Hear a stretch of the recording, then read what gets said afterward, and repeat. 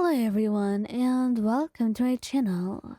And today I'll be rating a multi-character listener by me. So let's get into it. Muichirou. Now Muichirou knew your ex was a bastard.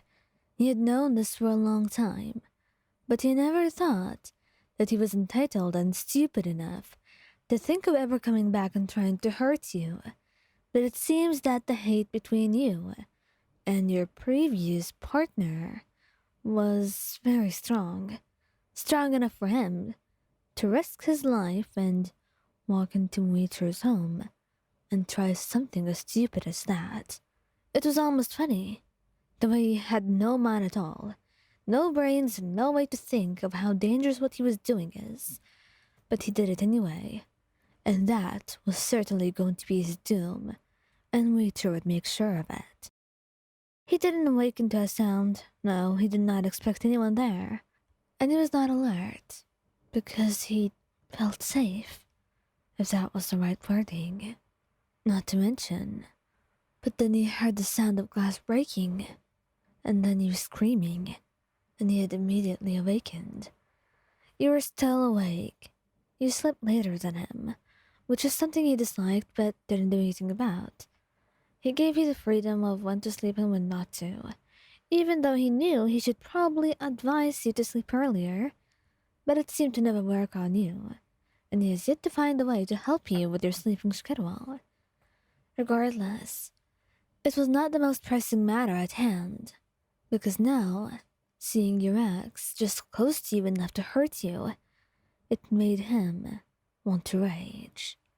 He immediately sprinted towards you and slapped your ex hard enough that he fell flat on his side. And you were there, trembling, and trying not to cry. Muichirou, please, just get him away. I don't want to see him anymore. You screamed out, and it seemed like you were having an episode of sorts. Perhaps a panic attack? He didn't know, but he could deal with that later, once the danger and the cause of it could be out of your home once and for all. He dragged your ex outside by the hair. You heard some yelling, some noise, and then Muichirou entered, locked your house, and you didn't know what happened, and you didn't dare ask, and you weren't curious enough to know either, but you knew you were safe.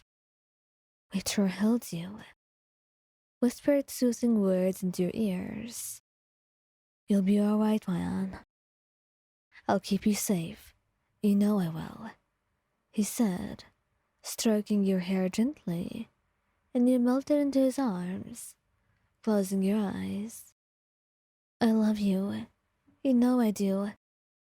I'm so glad I have you, Muichirou, he says softly, and then he just holds you and stays there. You didn't need words to saturate your moment. If anything, the sounds in which you spent your time in, with you in his arms, was all that TV needed to make sure that the other felt loved and protected. And it was everything you wanted. To be within his hold, and to feel like you were going to be there forever at this point. You didn't want to leave him. Not anytime soon. Giyuu. Giyuu is more firm about his boundaries, and when he met you, that had still remained true. He had sort of assumed that your relationship with your ex had ended, and he didn't know where you were, what you were doing, and who you were dating or anything about you. He does not actually care if you become friends with your ex, if things ended well. But he knew they ended terribly, and he did not want your ex near you at all. He was a danger to you. He had hurt you once, and he will most likely hurt you more. He does not want that happening. He loves you. He cares about you more than anything else in the world. And that's why he wants you safe and well, away from that bastard.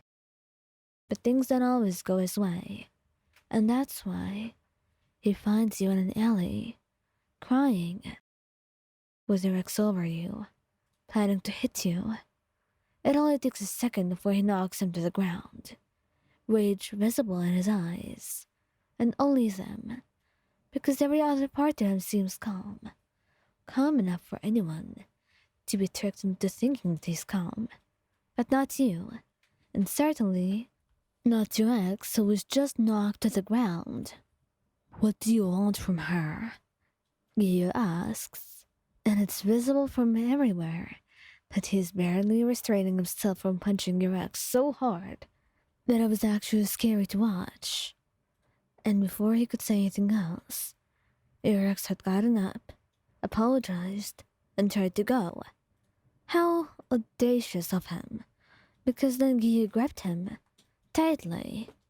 You are not leaving here until Ryan says you can go, until you bow down on your knees and ask for her forgiveness. Okay?